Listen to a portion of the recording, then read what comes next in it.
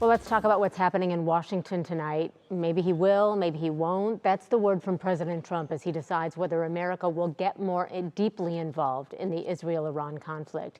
While the world waits, Israel and Iran are exchanging fire still, and lawmakers on Capitol Hill are debating whether the president has the power to order a strike on Iran unilaterally. NBC's Julie Sirkin is in Washington with those developments. Overnight, a hospital in the southern part of Israel was directly hit by an Iranian missile. In response, Israel said it would, quote, increase the intensity of attacks.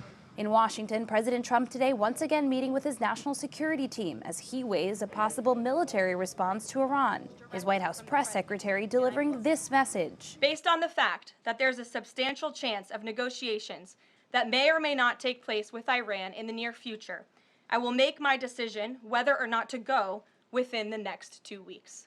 That's a quote directly from the president. A decision to go could provoke an attack on U.S. bases and interests in the region, and it could shut down the critical Strait of Hormuz, the only sea passage for major and oil gas producing countries in the Persian Gulf, causing an interruption in the global energy supply. All of this could convince the president to keep the door open to diplomacy. Iran can and should make a deal. But he has also been firm that Iran cannot have a nuclear weapon.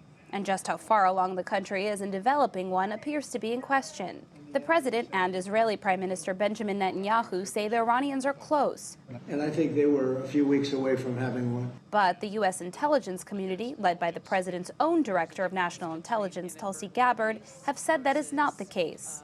But her views on Iran have long been seen as controversial.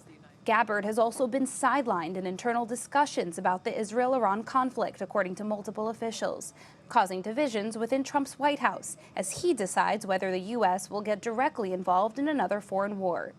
Remember, the president ran on being a peacemaker. He also pledged to end overseas wars. So his latest posturing has even his staunchest MAGA supporters at odds with one another. Meanwhile, the Senate is expecting to get its first classified briefing on the situation early next week. In Washington, Julie Sirkin, NBC News.